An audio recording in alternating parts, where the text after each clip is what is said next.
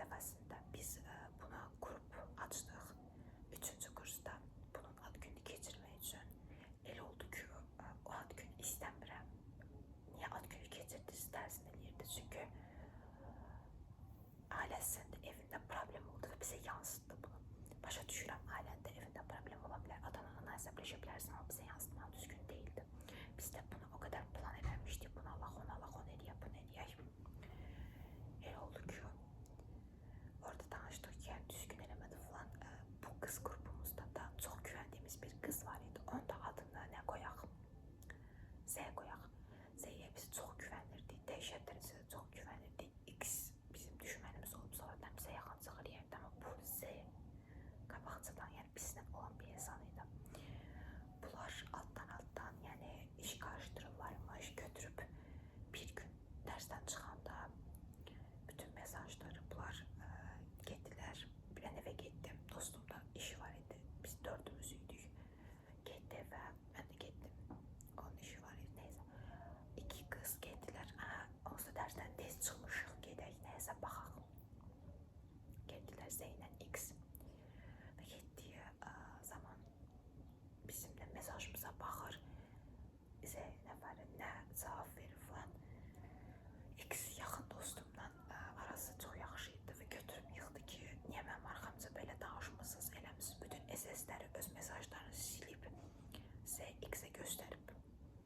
Yəni düşmanımız olan qıza, sonra da yaxınçılıq qurduğumuz qıza göstərib. Və biz elə bildik ki, biraz çox sərt bir qız idi.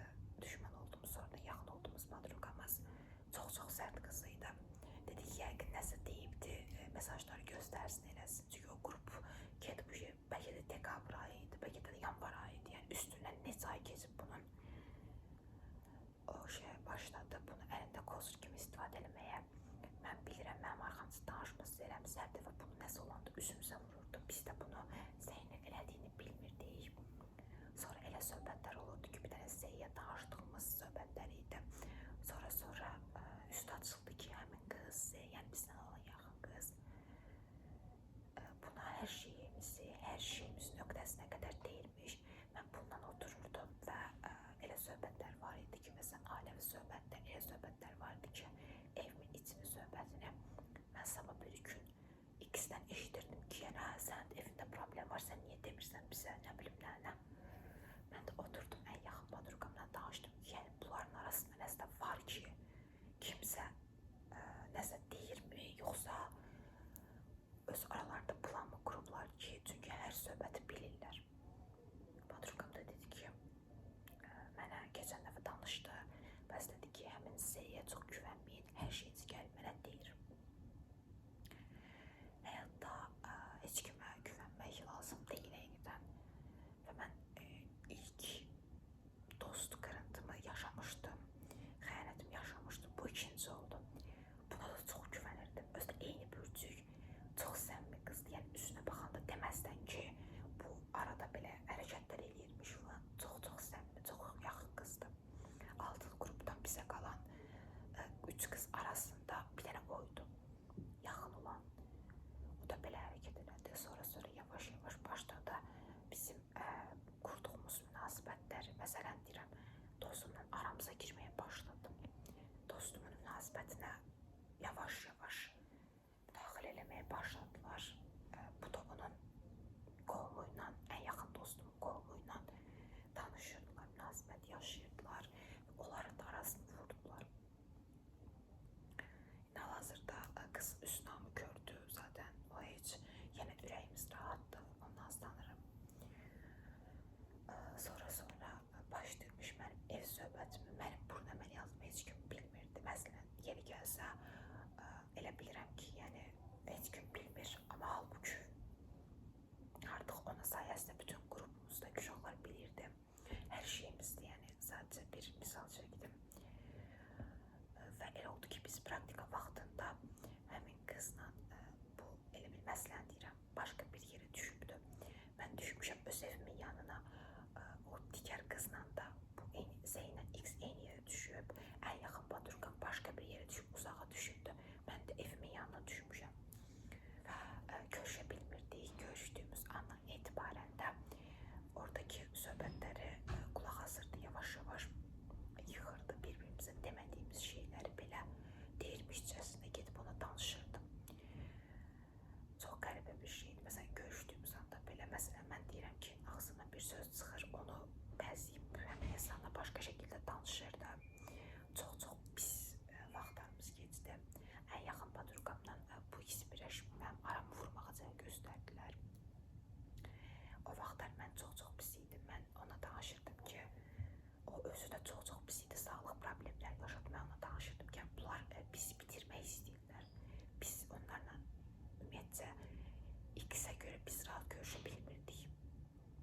bizə görə əlimiz qolumuz bağlanmışdı. Çünki hər şeyimizi gedib deyirdi deyə, o da bunu sabah biri gün hamının içində yayırdı deyə, özəl şeylərimizi belə.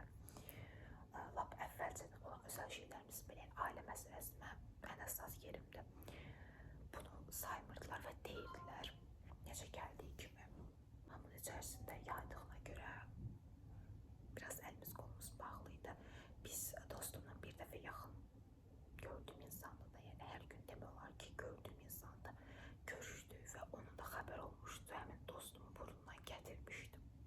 Ki, sən niyə görüşürsən, elə bir sevgilisi kimi, takıntılı eksi kimi davranırdı dostuma. Bəs dostum ondan bir gün küsə bilmirdi. Dostum ondan bir gün danışa bilmirdi. Hər şeyi dostumun boynuna qoyurdu. Belə davam elədim. Və digər hissədə məndən yığırdı məlumatları. Mən nə qədər də yəni danışsam belə insan istər-istəməz ağzımızdan bir söz çıxır. Heç özümüz barəsində olmaz, başqa bir şey barəsində hər şey nöqtəsinə kimi gedib xəbər yerdi. Ondan, bu da bundan söz almağa çalışırdı kimisindən. Və həmin insanların bir mübahisəmiz olmadı, düzdür. Artıq yəni mənim bir mübahisəm olmadı. Yaxın dostuma çox X insana çox pis günlər yaşatdım. Amma şükür ki, yəni keçdi. Əslində danışan çox şey var, prosto ki birdən izlərlər, birdən baxarlar, çox şey danışmaq istəmirəm. Çünki aramızdakı problemi zaten olub bitibdi. Yenidən olovlandırmaq istəmirəm. Sadəcə burada danışmaqda məqsədim. Mən həyatda izgiməyə çalışırım ki, güvənməyim və az dostum var. Bu səbəblərə görə mənim az dostum var. Bu insanlar çox pis insanlar idi. Yenə düşmandan dost olmayacağını başa düşmək olar. Bundan başa düşürük. Amma dostdan ən böyük insana düşman olurmuş. Nə demək olar? Hamının elədiyini, mən həmişə buna inanmışam ki, Allah hamının o gözəl ürəyinə görə verir və Allah hamının elədiyini qarşısına çıxardır, heç o yerdə qoymur. Çünki həmin insanlar bizim ailəmizə qədər yəni müdaxilə edən insanlar idi. Bizim ağzımızdan söz alıb özlərində qozur kimi saxlayırdılar. Mənim yaxın padruqam indi öz-özünə gəlibdi, yəni indi özünə gəlibdi. Sağlıq cəhətdən çox pis vaxtlar yaşadı, stresə düşdü. Onların əlindən yəni yaşadıqlarına inanıram ki, Allah bir gün yaşadıqlarımızı ümumiyyətcə qarşılarına çıxardıb yaşadacaq. Heç kimi bəddua eləmirəm, heç kimi pis bir şey arzulamıram. Bir şey ki, yəni mən ondan mesajlaşa bilmirdim. Dərs vaxtında belə soruşa bilmirdim. Mesajda deyirdi, SSL-ə at, SSL-əyib atmasan çox pis nəfsi də var idi. İnsan nəfsinə də mən çox inanıram. Mesajda SSL-əyib atmasan filan şey deyəcəm, filan şey eləyəcəm və s. deyirdi. Tam bir X kimi düşünün də, yəni insan padruqası, insan necə X ola bilər bilmirəm, amma biz bunu canlı sübutu ilə yaşadıq. Allah heç kimi göstərməsin. Bütün günü dərsdən gəlirdi. Bu mənə ikinci kursda gecə saat neçədə görüntünü yığırdı. Hələ yaxın dostumdan aralar o qədər də yaxşı deyildi. Birinci məndən aralar yaxşı oldu.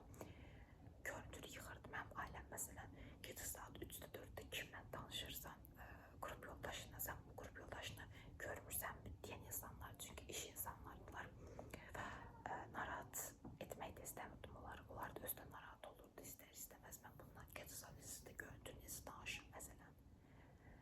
Və hər gün gördüyüm, ailəmdən daha çox gördüyüm insanla məsələn görüntünü danışmaq biraz qəribə gələr. O vaxtda mənə çox əziyyət vermişdi. Dərsdən sonra mən ona görə qalırdım. Ancaq öz probleminə danışır, təsəlli verirdi. Məsələn, dərsimiz saat 6-da qutarıb, mən evə saat 9-da gəlirdim. Halbuki mənim atam ki, yəni biraz mühafizəkar ailədə böyümüşəm. Yəni atam elə şeyləri çox diqqət edən, şeylərə fikir verəndi. Ətrafa güvənmir. Öz uşaqlarına həmişə güvənən bir atamız olubdu. Həmçinin də anamız. Amma gördük ki, atam belə də elədi. Bir-iki dəfə mən danışmışdım ki, belə bir şeydi. Artıq o da sakit dururdu, heç nə deyə bilmirdi. Çünki o qızın o qədər pis nəfsi var idi ki, neysə, heç nə deyə bilmirdi. Zaten pis vəziyyətdə idik. Yəni onun sayəsində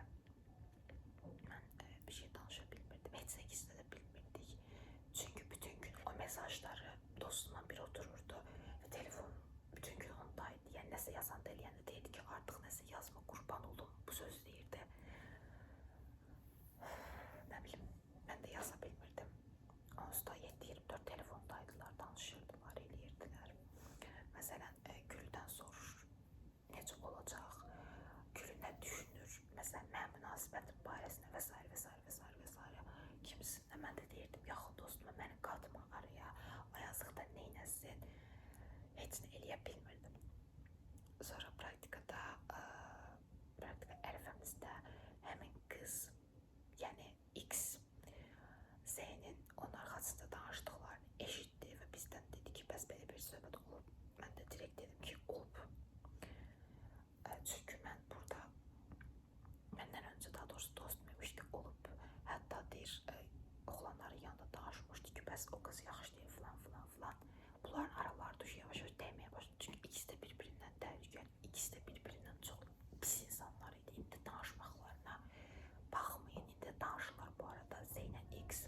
Yəni o boyda söz-söhbətin qabağında, çünki ikisi də biz necə deyim, eyni qavada türklər demiş insan olduqlarına görə düşünürəm ki, yəni davam eləyirlər. Çünki mən heç yaxın dostumdan eşitməmişəm ki, mənim arxamda siz eləsin, amma onlardan çox-çox eşidirdim. Qrup yoldaşlarımız oğlanlar arasında, oğlanı qızdı, biz bufetdə oturduğumuz zaman, məsələn, bir dostumuz, həmin insan adı burada çəkməyəcək, o deyirdi ki, sənin arxanca keçəndə və belə danışırdı. Və ən böyük qırılma nöqtəm, mən 3-cü kurs olduğumuz zaman, mən yanvarda qarşıma bir məqsəd qoydum, həmişə oxuyan bir insan olmuşam. Dedim ki, stipendiyamı davam elətdirəcəm, alacam, çünki mənim o puluna ehtiyacım var idi. Ondan özümə telefon almışdım və onu bilirdim ki, mənim ailəm ödəməyəcək, məcburən mən ödəməliyəm. Ailəmin o vaxt vəziyyəti yaxşı deyildi. Onu belə, yəni, nəzərə almayıb bildikləri halda qrupda danışıblar ki, öz aralarında mənə yaxın dostumlu sonradan dedi, Gülü layiq deyil, həmin ərəfə mənim rəhmətə getdi və mən artıq oxuya bilmirdim. Özümü toparlayıb oxuyurdum, necə oxuyurdum. 3-cü kursda mən nə seminarda qulaq asmışamsa onu davam elətdirirdim. İmtahanda da onları yazmışdım. Oxumağa taqətim də yox idi. Yəni düşünün, evinizin içindəki biri rəhmətə gəlib, siz o an oxumaq fikirləşə bilməzsiniz. Gülü ilə prinsipə baraq, Gülünü keçək, Gülü pul ala bilməsin, stipendiya ala bilməsin. Yəni siz mənim dostumsunuz, mənim dostum gördüyüm insanlarsınız ha. Siz niyə belə hərəkət eləyirsiniz bilmirəm. Çünki mən heç kimdən prinsipə barmamışam. Yeri gəlib ən yaxın dostumla yaxşı olmuşam, amma o demişəm ki, məndən daha da qabağa geçsin deyə bildiyim məsələn deyirəm. 5 sualdan 4-ünü yazıb çıxmışam ki, eybi yoxdur, qoy bağı gəlsinlər. Mən belə insan, belə fədakar insan olduğum halda, yəni dostlarımın belə eləməsi mənə çox-çox yer elədi. Sonra qırılma nöqtəm oldu. Yeri gəldi özümə də, yəni dedilər ki, Gülü özünü heç oxuyan bir insan olmuşam. Həqiqətən deyirəm, oxuyan bir tələbə olmuşam. Hər dərsdə çalışmışam ki, qalxam danışmayayım, çünki qrupda heç kim danışmırdı dərs. Mən orada burada arxamca danışıblar, deyiblər ki, yenə də arxamca danışdıqları zaman yaxın dostum araya giribdi ki, yəni bəs danışmayayım belə elə, o da neynəsin yazıq. Yaxın dostum yenə mənə xəbər verdi bunları. Ondan da əlavə çoxlarından eşidirdim ki, bəs sənin arxanca belə danışırlar, elə danışırlar. Həmçinin o dostumun arxasında danışırlar ki, 2 dənəsi özlərini gözə çıxartmaq istəyirlər. Yəni bilmirəm, onun Azərbaycancası nədir? İfadəmdə pis çıxacaq, amma üzrlə hesab eləyib gözə soxmağa çalışırlar. Yəni oxuduğumuzu, qulaq asdığımızı niyə seminarda biz danışmayaq, niyə qiymət almayaq? Məsələn, siz oxumursunuz da biz nə oxumayaq? Bundan sonraki vaxtlarda mən onları təbii ki keçdim. Zaten X oxumayan idi çox. Z'dəki oxuyurdu deməyəcəm, oxumurdu. Amma gələcək zamanlarda mən ona imkan vermədim ki, o məni artıq keçsin. Bircə dəfə oldu, o məni keçdi. O da həmin ərəfədə, mən pis olan ərəfədə. İndi gəlib deyə bilərsiniz ki, sən də onun elədiyi şeyləmsən. Xeyr, heç bir insan, yəni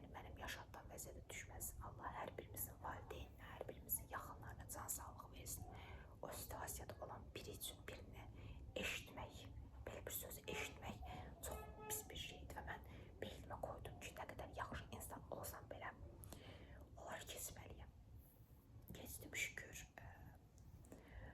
Yəni hər şərdə bir xeyir, hər xeyirdə bir şər vardır əlbət deyə düşünürəm. İndi hal-hazırda danışmırıq, danışmadığım detalları. Əgər xoşunuza gəlsə, gələn videoda türkcəmi danışım. Çünki türkcə çox qəşəng yorumlar yazmısınız. Söylədən də səs gəlir, neysə fikir verməyin. Türkcə qəşəng yorumlar yazmısınız. O yorumları bu videoda oxumayım arasında geçip qərarsız qalmışam. Planşetimi bu hale gətirdim ki, bu videodan öncə o yorumları oxumayım. Neysə oxuyum deyirəm o yorumları.